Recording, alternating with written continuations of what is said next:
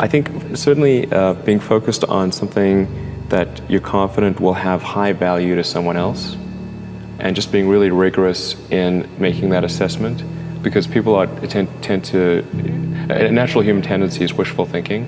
So a challenge for entrepreneurs is to say, well, what's the difference between really believing in your ideals and sticking to them versus pursuing some unrealistic dream that doesn't actually have merit? That is a really difficult thing to tell. Can you tell the difference between those two things? So you need to be sort of very rigorous. I think certainly extremely tenacious, and then just work like hell. I mean, you just have to put in, 80-hour weeks every week. All those things improve the odds of success. If other people are putting in 40-hour work weeks and you're putting in 100-hour work weeks, then even if you're doing the same thing, you know that you will achieve in 4 months what it takes them a year to achieve.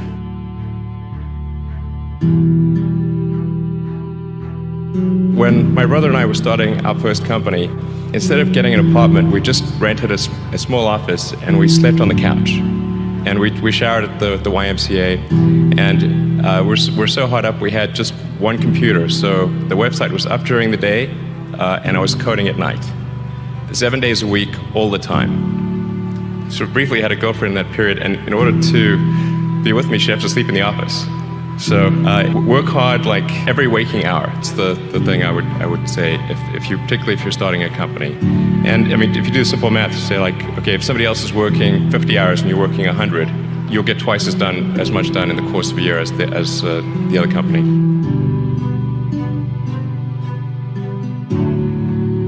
In 2001, with just touring a friend of mine, he asked me what I was going to do after PayPal, and I thought, well, I was wondering, like, I'd like to get involved in space, but I just didn't think there was anything I could do as an individual. But I was curious as to when NASA would be sending a team to Mars, because that was always going to be the thing to do after the moon. I figured that there'd be some plan, and I'd just go to the website and I could read the schedule.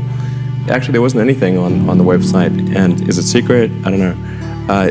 But it turned out that NASA had done a study on what it would cost to do a manned Mars mission, and this was under Bush the First. In his first, he asked for a 90-day study shortly after taking office, and NASA came back with a $500 billion price tag. And he said, okay, maybe not.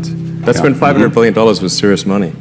So then that got totally shelved, and it was like you were not allowed to talk about any kind of crewed mission to Mars at NASA. Anyway, but I thought, well, if I could do something that would galvanize public interest, and then that public interest would translate to additional appropriations for NASA and increase their budget, then maybe they could do it.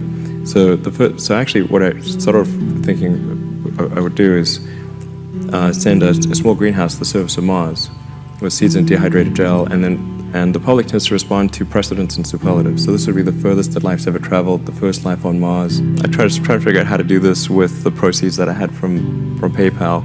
And I was able to figure out how to get the cost of the spacecraft down, and the communications, and the little greenhouse and everything. But the one thing I couldn't compress was the cost to launch, because there are only a few options, and the U.S. options were way too expensive. And so I ended up going to Russia 3 times to try to buy. It wouldn't really matter. Like, I actually came to the conclusion that my initial premise was wrong. It's really fundamental to psyche. So if people think there's a way, I think it would actually get a lot of support.